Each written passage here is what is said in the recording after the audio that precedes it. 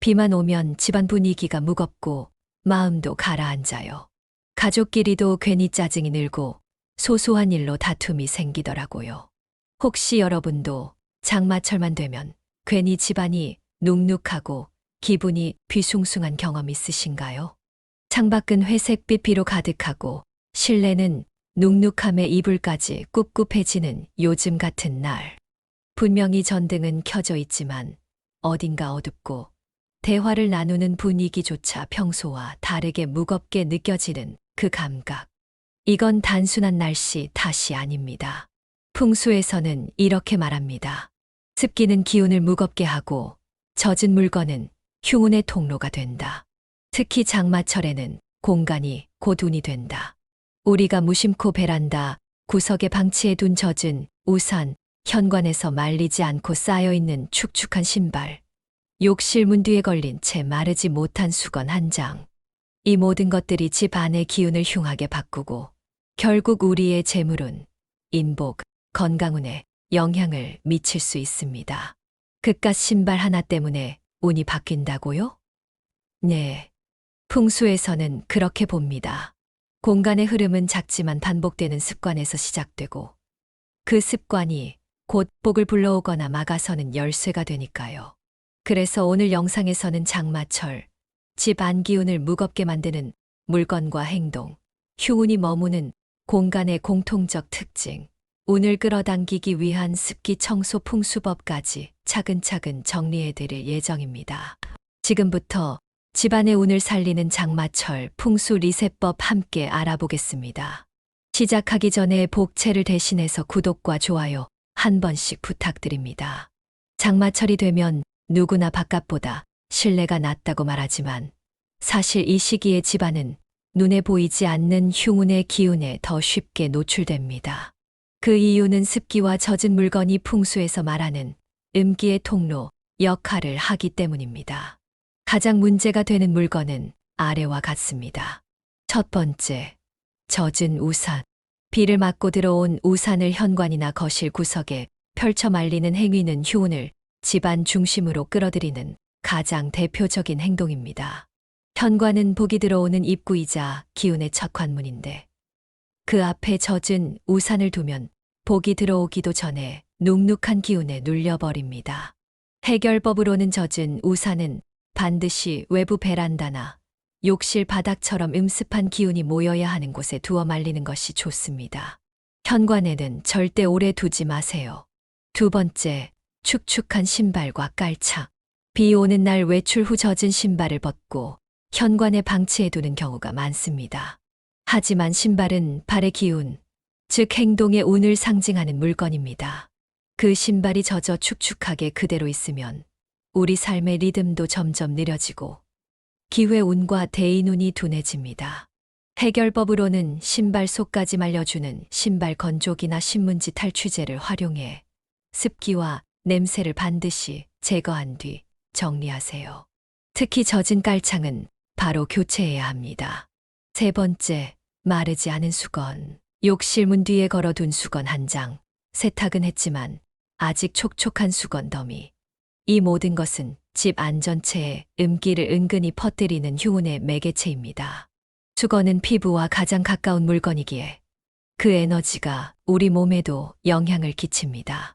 축축한 수건은 건강운 저하, 감정 기복, 피로 누적으로 연결될 수 있죠. 해결법으로는 장마철엔 수건을 한 번 더 비틀어 짜서 말리고 환기가 잘 되는 장소에 넓게 펼쳐서 보관하세요.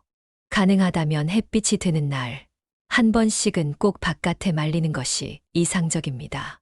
이런 물건들이 장마철 내내 집안에 방치되어 있다면 기운의 흐름이 무거워지고 가정, 내 감정 기류까지 영향을 받을 수 있습니다. 장마철에는 집 안 곳곳에 흉운이 머물기 쉬운 공간들이 생겨나고 그 자리를 중심으로 점점 더 나쁜 기운이 눌러앉는 현상이 발생합니다. 그렇다면 흉운은 어떤 자리를 좋아할까요? 특히 조심해야 할 공간들을 알려드리겠습니다. 첫 번째, 습기 많은 화장실과 세탁기 주변. 화장실은 본래 음기가 많은 공간입니다. 여기에 습기까지 겹치면 흉운이 더욱 응축됩니다. 특히 빨래를 널어놓는 욕실 건조, 젖은 수건 무더기, 환기되지 않는 화장실은 기운의 무덤이 되기 쉽죠. 문은 항상 닫고 하루 1에서 2회 환기 필수, 사용 후 바닥 물기 제거, 탈취제 대신 천연 소금 또는 숯을 놓으면 휴훈 차단에 효과적입니다. 두 번째, 신발장이 꽉 찬 현관. 현관은 집의 입구이자 복이 드나드는 통로입니다. 하지만 장마철 젖은 신발과 축축한 우산이 쌓이면 복이 들어오기 전에 그 기운이 눅눅함에 눌려 집 전체에 막힌 흐름이 형성됩니다. 신발장은 비운 자리가 있어야 복이 드나듭니다.